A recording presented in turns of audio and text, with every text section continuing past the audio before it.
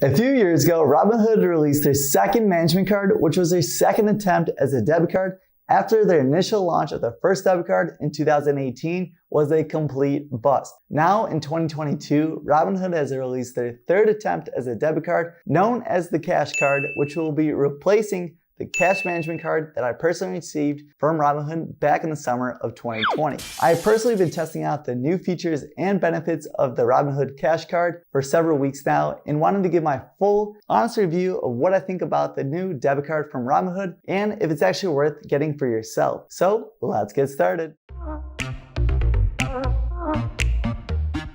I was finally off the super long waitlist with hundreds of thousands of people to receive my new Robinhood Cash Card in the mail a few weeks ago. Some of the really basic benefits of the new Cash Card include the following.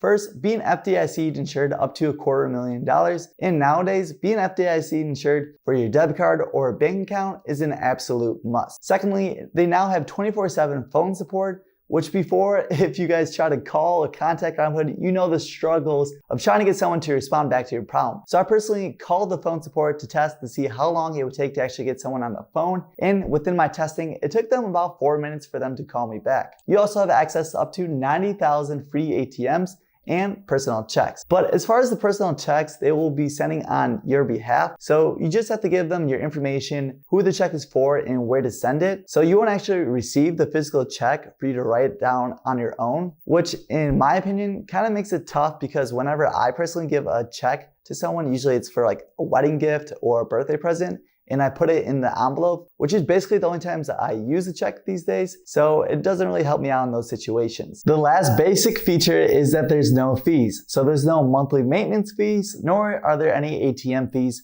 in-network or out-of-network for Robinhood. But that still doesn't mean you can be charged an ATM fee. For example, say if you go to a high-demand location such as a bar or a club, you can still be charged a fee to access your money. Robinhood also mentions that there's no purchase fee, which to me sounds pretty made up, and they just wanted another thing to say that they don't have any fees. Tell me down below in the comments if you have actually heard of a purchase fee before. I know I personally never heard of this with any of my other previous credit cards or debit cards and their companies. The other 4 completely new benefits with the new Cash Card compared to the old cash management card are the following. Number 1 is going to be roundups. So roundups are basically like the Acorns app where it's going to be taking your transaction and rounding up to the nearest whole dollar and investing it. So say for example, you bought something that was worth $17.38. It would then round up to $18 and Robinhood would take that difference of 62 cents and invest it in a stock or crypto that you select. And at the end of the week, you will receive a weekly bonus of these roundup dollars anywhere from 10 to 100%. But at this moment, it's not really clear what the percentage you're going to receive with your purchases. Plus, that's a huge difference, 10 or 100%. And at the end of the day, the bonus isn't going to be worth that much since it goes on the number of transactions you have and not the total amount of the transaction, similar to how a credit card reward is. The second major new benefit is going to be the everyday savings. So this is a feature that allows you to save money with your purchases. This, yet again, sounds like another Acorns feature called Earn feature that gives you a reward for shopping at certain stores that Acorns has a partnership with. And as of today, this feature is not live and it's supposed to be coming soon. The third new major benefit is going to be the direct deposits. So now you can get paid 2 days early when you sync up your account with direct deposits. And we have seen this feature for a while now with a small handful of other companies out on the market. So it's not really a new feature for Robinhood. The last one is going to be the tap to pay feature. So before with the cash management card, you had to actually insert it with the actual chip. But nowadays, once you go to any kind of merchant, you can just tap it on the actual transaction and it's a lot faster. There's one huge item worth noting when it comes to the old cash management card that gave customers the feature of receiving interest on their uninvested cash in their brokerage account.